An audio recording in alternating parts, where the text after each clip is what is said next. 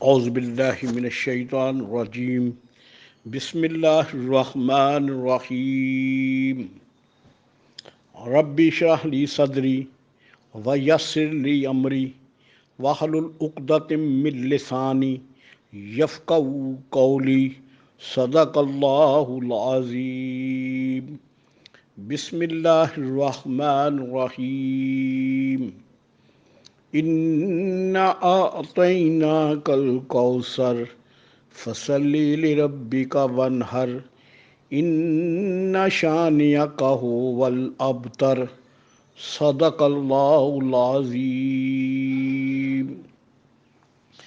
تمام تعریفیں اللہ تعالیٰ کی ذات اقدس کے لیے ہے جو کہ مالک کل ہے۔ اس رب العالمین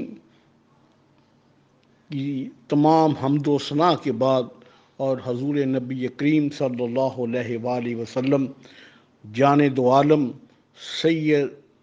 سید الورا، فخر دو عالم، نبی پاک صلی اللہ علیہ وآلہ وسلم کی ذات اقدس پر لاکھوں کروڑوں درود و سلام، مصطفیٰ جان رحمت پہ لاکھوں کروڑوں درود و سلام۔ الحمدللہ آج ہمیں پھر ایک موقع ملا ہے۔ اللہ کا بے حد شکر ہے کہ اللہ تعالیٰ نے ہمیں توفیق دی کہ ہم آپ کے سامنے کچھ بیان کر سکیں۔ اللہ سے دعا ہے اللہ تعالیٰ ہمیں سچ کہنے کی، سچ سننے کی اور اس پر عمل کرنے کی توفیق عطا فرمائے۔ آمین ثم آمین۔ آج کا جو ہمارا موضوع ہے وہ موضوع کچھ اس قسم کا ہے کہ فلسفہ حج اور فلسفہ قربانی، اور اس میں خصوصی طور پر 8 ذی الحج سے لے کے 12 ذی الحج تک جو ہے اس کا بیان کرنا مختصر سے مختصر تھوڑے سے وقت میں، کیونکہ وقت بھی کم ہوتا ہے سننے کے لیے۔ اگر موضوع لمبا ہو جائے جو قاری ہے، جو سننے والا ہے، وہ بھی اکتا جاتا ہے۔ مختصر ہو مگر جامع ہو، لیکن اس میں پھر آپ نے خود اس کا نتیجہ نکال لینا ہے۔ تو کوشش تو یہی ہوگی کہ ہم اس کو مختصر کریں۔ تو سب سے پہلے ہم جو 8 ذی الحج سے جو فلسفہ حج ہے، وہ سب کو پتہ ہے کہ حج کس پر فرض ہوتا ہے اور صاحب استطاعت پر۔ یہ ایک لمبا موضوع ہے، اس کو ہم ڈسکس نہیں کریں گے۔ آج ہم صرف 8 ذی الحج کی اہمیت اور 9 ذی الحج کی اہمیت اور 10 ذی الحج کی اہمیت اور 11 کی اور 12 کی، یہ تقریباً 5 دن بنتے ہیں۔ تو اس میں ہم بیان کریں گے حج کا فلسفہ۔ مختصر لفظوں میں اس طرح ہوگا کہ حج اللہ تعالیٰ کے حکم کی ادائیگی کا نام ہے، اور نبی پاک صلی اللہ علیہ وآلہ وسلم کی اداؤں کا نام حج ہے۔ یہ بات یاد رکھیں، حج اللہ تعالیٰ کے احکام کی پابندی کو بجاور لانے کا نام حج ہے، اور نبی پاک صلی اللہ علیہ وآلہ وسلم کی اداؤں کا نام،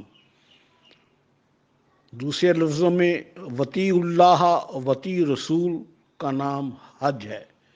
اللہ نے کہا یہ کام کرنا ہے، اور جس طرح رسول کریم صلی اللہ علیہ وسلم نے کر کے دکھایا، اس کا نام حج ہے۔ جیسے حکم ماننا یہ افضل ہے، اور اس کے مقابلے میں ادب ہے۔ حکم اور ادب، حکم ماننا افضل ہے کیونکہ حکم مانیں گے تو ادب اس کے اندر ہی شامل ہو جائے گا۔ اگر ہم ادب ہی کرتے رہیں اور حکم نہ مانیں تو حکم بھی باطل ہو جائے گا اور ادب بھی باطل ہو جائے گا۔ جیسے اللہ تعالیٰ نے فرمایا کہ آپ نے آٹھ ذی الحج کو تمام حجاج کرام نے مینا جانا ہے اور وہاں جا کے مینا میں ظہر، عصر، مغرب، عشاء اور فجر پڑھنی ہے۔ اس طرح 5 نمازیں آپ نے 8 ذی الحج کو مینا میں ادا کرنی ہوتی ہیں۔ اب تو مینا میں یہ 5 نمازیں ہم ادا کریں گے تو آپ کو یاد ہوگا کہ اس سے پورا سال تک مینا میں کوئی نماز اس طرح کی ادائیگی نہیں کرتا جس طرح ایک دن میں 5 نمازیں وہاں ادا کرنی ہوتی ہیں۔ حالانکہ بیت اللہ میں نماز پڑھنے کا 1,00,000 کا ثواب ہے، لیکن اللہ تعالیٰ کا حکم ہے کہ آپ نے 8 ذی الحج کو اور 9 ذی الحج کو آپ نے 8 ذی الحج کو 5 نمازیں مینا میں پڑھنی ہیں، 9 ذی الحج کو آپ نے 2 نمازیں عصر، ظہر اور عصر اکٹھی پڑھنی ہیں، جسے 9 ذی الحج کو وقوف عرفات کہتے ہیں۔ تو اگر ہم بیت اللہ میں یہ نماز پڑھیں گے تو ہمیں اس کا ثواب کوئی نہیں ہے، بلکہ نماز بھی نہیں ہوگی۔ بیت اللہ میں نماز ان حاجی لوگوں کی نہیں ہوگی، ویسے تو نماز ہوگی لیکن اس کا جو ثواب ہے وہ نہیں ملے گا، کیونکہ اللہ کا حکم ہے کہ آپ نے حاجیوں نے 8 ذی الحج کو مینا میں 5 نمازیں پڑھنی ہیں اور 5 نماز پڑھنے کے بعد آپ نے اگلے دن 9 ذی الحج کو فجر پڑھ کر آپ نے ظہر سے پہلے آپ نے ظہر تک آپ نے عرفات میں جانا ہے اور جاتے ہی آپ نے ظہر اور عصر اکٹھی پڑھنی ہے، اور اس کے بعد جب مغرب ہو جائے تو مغرب کو وقوف عرفات یہ ہوتا ہے۔ وقوف عرفات عصر سے مغرب تک ہوتا ہے، یہ وقت ہوتا ہے۔ وقوف عرفات کی اتنی اہمیت ہے جس کا شمار ہی نہیں ہے۔ ہم رمضان میں طاق راتیں تلاش کرتے ہیں اور ہمیں معلوم نہیں ہوتا کہ وہ طاق راتیں کون سی ہیں، کبھی 21، 23، 25، 27 اور 29، اور اس طرح وہ طاق راتیں تلاش کرتے رہتے ہیں، لیکن وہ طاق رات جس میں اللہ تعالیٰ نے فرمایا انا انزلناہ فی لیلۃ القدر وما ادراک ما لیلۃ القدر لیلۃ القدر خیر من الف شہر، یہ ایسی برکت والی رات ہے، ایسی قدر والی رات ہے کہ جو کہ 1000 مہینوں سے کہیں بہتر ہے، لیکن اس رات کا پتہ نہیں ہے وہ آخری عشرے میں، لیکن ایک ایسی رات بھی ہے، ایک ایسا رات بھی ایسی بھی ہے، ایک ایسا وقت بھی ہے جو 1000 طاق راتوں سے کہیں افضل ہے۔ 1000 طاق راتوں سے، وہ طاق رات کی اہمیت میں آپ کو بتا چکا کہ وہ 1000 مہینوں سے بہتر ہے، لیکن ایک ایسا وقت بھی ہے جو کہ 1000 طاق راتوں سے افضل ہے، وہ وقوف عرفات ہے، اور اس کا دن کا بھی وقت اور اس کا وقت کا بھی پتہ ہے، تاریخ کا بھی پتہ ہے، اور ہم اس کو کھو دیتے ہیں۔ وہ 9 ذی الحج ہے اور اسے وقوف عرفات کہتے ہیں۔ اس میں دعائیں مانگنے اللہ کے حضور، اور ایسی دعائیں مانگیں اور اس میں خشوع و خضوع کے ساتھ دعا مانگیں، اور اس میں دعا مانگنے کے بعد شک کرنا بھی گناہ ہو جاتا ہے۔ یاد رکھیں وہ رات ایسی، وہ دن ایسا، وہ وقت ایسا ہوتا ہے جسے وقوف عرفات کہتے ہیں۔ وہ 9 ذی الحج ہے جو کہ عرفات کے میدان میں ہوتا ہے۔ میری مراد یہ تھی کہ ہم بیت اللہ کو چھوڑ کر جہاں 1,00,000 ایک نماز پڑھیں تو 1,00,000 کا نمازوں کا ثواب ہے، لیکن حکم خداوندی ہے کہ آپ نے عرفات میں جا کر وقوف عرفات کرنا ہے۔ مراد یہ تھی یہ اللہ کا حکم ہے، حکم کو بجا آور لانا ہی ایمان ہے۔ اب سارا سال وہاں عرفات میں آپ نماز پڑھتے رہیں اتنا ثواب نہیں ہوگا۔ ایک دن اور 2 نمازیں پڑھنے سے اس کا اجر و ثواب 1000 طاق راتوں سے بہتر ہوا۔ یہ دراصل اللہ تعالیٰ نے پیغام دیا کہ میرے کہنے میں، میرے حکم بجا آور لانے میں ہی انسان کی عظمت ہے، اور جنہوں نے میرا حکم مانا وہی کامیاب ہوئے۔ تو اس طرح اب ہم نے بیت اللہ کو چھوڑ کر، اتنی بڑی عظمت والی جگہ چھوڑ کر عرفات کے میدان میں ہم داخل ہوئے، مینا میں داخل ہوئے، جہاں سارا سال کوئی نماز نہیں پڑھتا۔ ویسے اتنا اگر پڑھتا بھی ہے تو اتنا ثواب، اجر و ثواب نہیں ملتا جتنا بیت اللہ میں ملتا، لیکن اب وہ اجر و ثواب ایک دن کے لیے مینا میں اور دوسرے دن کے لیے عرفات میں۔ تو ہمیں یہ چھوڑ اللہ تعالیٰ کا حکم بجا آور لانا ہوتا ہے۔ تو اس بات کو ہم سمجھیں، اس پر غور کریں کہ اللہ تعالیٰ کا حکم ہی ادب میں شامل ہے، خالی ادب کرتے رہیں وہ نہیں۔ حکم کے اندر جو ادب ہے وہ پنہاں ہوتا ہے۔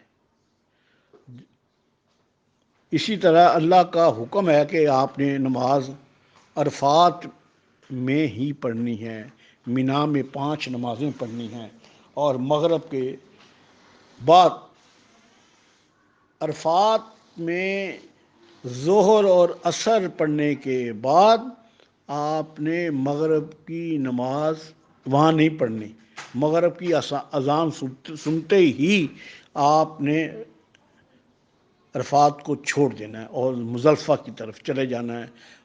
مزدلفہ میں آپ نے مغرب اور عشاء اکٹھی پڑھنی ہے، اور اس کے بعد سڑک پر میدان میں لیٹ جانا ہے، اور فجر کی نماز پڑھنے کے بعد آپ نے مینا میں داخل ہو جانا ہے۔ عرفات میں 9 ذی الحج کو آپ نے وقوف عرفات کیا، پھر چلے گئے آپ مزدلفہ کی طرف۔ مزدلفہ سے آپ نے مینا کی طرف آپ چلے گئے، اور مینا میں آپ نے داخل ہو گئے، اپنے اپنے خیموں میں چلے گئے، اور اس کے بعد آپ نے شیطان کو کنکریاں ماری، پھر حلق کیا، پھر قربانی کی، اور اس کے بعد طواف زیارت کیا۔ یہ دراصل ایک ترتیب اللہ تعالیٰ نے ہمیں بتائی، اس ترتیب میں ہی حج ہوگا۔ اگر اس ترتیب سے آگے پیچھے ہم چلے گئے تو اسے دم دینا پڑتا ہے۔ تو مراد ساری گفتگو کی یہ ہے کہ اللہ تعالیٰ کا حکم لانا ہی ایمان کی علامت ہوتی ہے۔ جب اس کے حکم میں ہی ادب ہے، اس نے کہا یہاں 2 نمازیں پڑھنی ہیں، یہاں 4 پڑھنی ہے، یہاں 5 پڑھنی ہے، یہاں جانا ہے، یہاں نہیں جانا، یہ حکم خداوندی ہے۔ ویسے بیت اللہ میں 1,00,000 نماز پڑھنے کا ثواب ہے، لیکن 8-9 ذی الحج کو آپ نے مینا، عرفات اور مزدلفہ جانا ہوتا ہے۔ تو اللہ تعالیٰ کا یہی حکم تھا۔ تو اس میں بس میں نے مختصر یہی کرنا تھا، اور اس میں جو قربانی ہمارے ہوتی ہے، اب اس کا فلسفہ یہ ہے، جو قربانی ہے، قربانی کا لفظ قلب سے نکلا ہے، قرب سے نکلا ہے، اور اللہ تعالیٰ کی راہ میں ہر جو قربانی ہوتی ہے جانور کی، وہ قربان کر دینے سے اگر آپ کو قرب حاصل ہو گیا تو آپ کی قربانی اللہ کے ہاں منظور ہو گئی۔ اور اس کو مد نظر رکھنا چاہیے کہ ہم نے قربانی کر کے اللہ کا قرب حاصل کرنا ہے۔ باقی وہ مسائل ہیں جانوروں کے، کتنا ہوئے، کتنے سال کا ہو، وہ لہذا آپ سنتے رہتے ہیں، اور یہ 3 دن کی قربانی ہوتی ہے ہمارے ہاں، 10، 11 اور 12 ذی الحج کو یہ ہے۔ اور اس میں جو خصوصی بات وہ میں نے آپ کے لیے کرنی تھی، وہ یہ تھی کہ جو ایک ہوتی ہیں تکبیرات تشریق. تکبیرات تشریق وہ ہوتی ہیں جو کہ 4 دن رہتی ہیں، 8 ذی الحج سے لے کے 12 ذی الحج تک. یہ 5 دن بنتے ہیں، 4 دن کے 5 دن بنتے ہیں. تو یہ ہمارا پاکستان میں یہ شروع ہو رہا ہے جمعرات سے. جمعرات کی فجر کے بعد سے شروع ہوگی اور پیر کی منڈے تک یعنی کہ 8 ذی الحج سے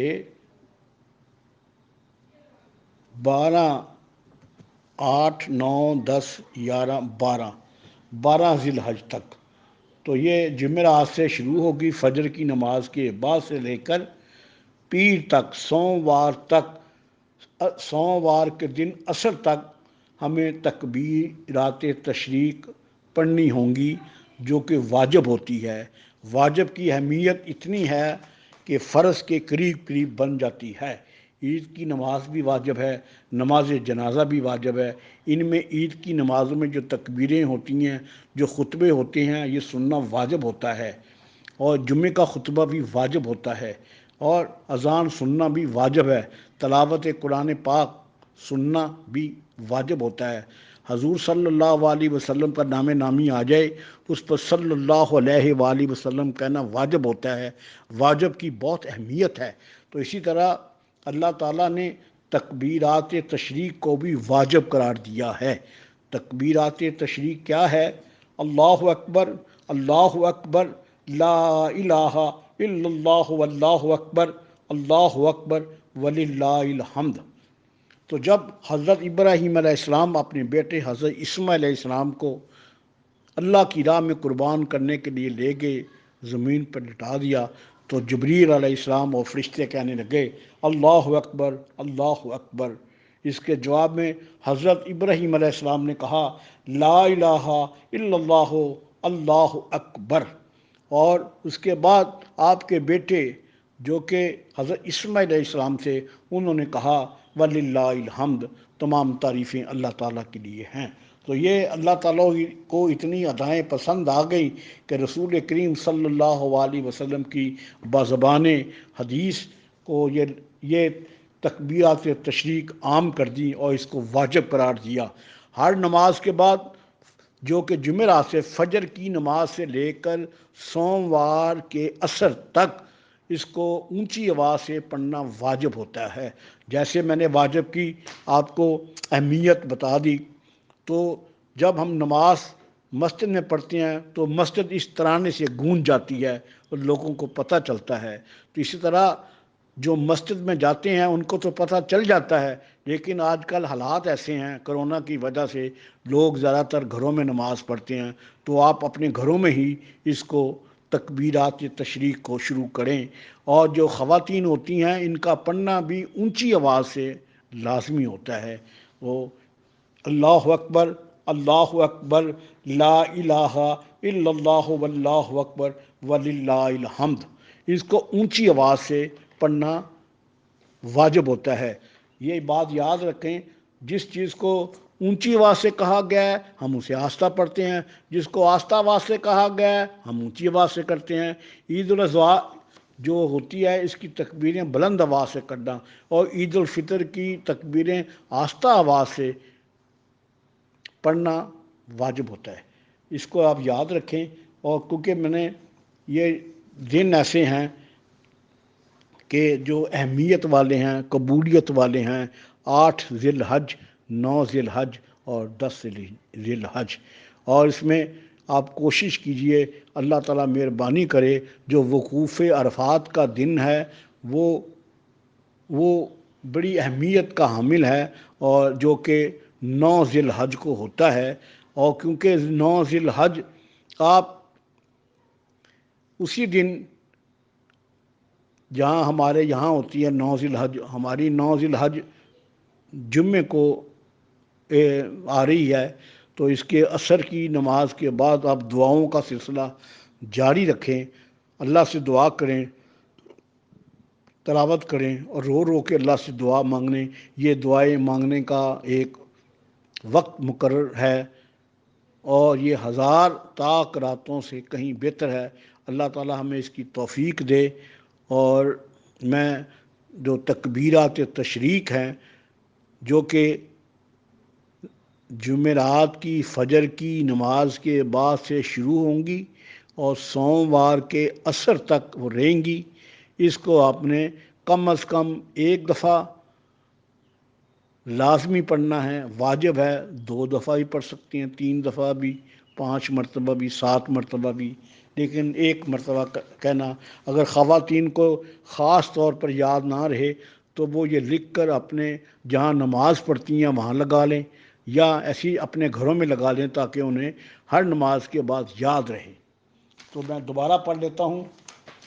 اللہ اکبر، اللہ اکبر، اللہ اکبر، اللہ اکبر، لا الہ الا اللہ واللہ اکبر، اللہ اکبر وللہ الحمد۔ اللہ تعالی ہماری اس کاوش کو قبول فرمائے اور ہمیں حج بیت اللہ کرنے کی اور قربانی دینے کی اور فلسفہ حج اور فلسفہ قربانی کو سمجھنے کی توفیق عطا فرمائے، اور اللہ تعالی ہم سب کے تمام کبیرہ صغیرہ گناہ معاف فرمائے۔ رب اغفر وارحم وانت خیر الراحمین۔ ربنا آتنا فی الدنیا حسنۃ وفی الآخرۃ حسنۃ وقنا عذاب النار وادخلنا الجنۃ مع الابرار یا عزیز یا غفار یا رب العالمین۔ اے اللہ کریم، تو اس تکبیرات تشریق اور جتنے بھی حج کر رہے ہیں یا اللہ، جو تیرے بیت اللہ میں ہیں، مینا میں ہیں، عرفات میں ہیں، مزدلفہ میں ہیں، مینا میں ہیں، اللہ کریم تو جن کو توفیق دیا، جن کا حج تو نے قبول کرنا ہے، یقیناً جن کا تو نے حج قبول کرنا ہے ان کو اپنے در پر بلا لیا ہے۔ اللہ کریم جو حجاج کرام ہیں جن کا تو حج قبول کرے گا، اس کے صدقے یا اللہ ہماری دعاؤں کو قبول فرما، ہم سب کے تمام کو مسائل کو حل عطا فرما۔ جو مینا میں، عرفات میں، مزدلفہ میں برکتیں تو نے یا اللہ ان حجاج کرام کو دی ہیں، ان میں سے ہمیں بھی ان کا حصہ عطا فرما۔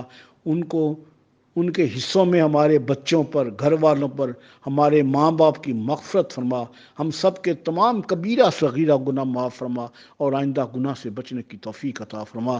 اللہ کریم تو نبی پاک صلی اللہ علیہ وسلم کی محبت عطا فرما، عشق عطا فرما، اور اس عشق کو جذب کرنے کی توفیق عطا فرما۔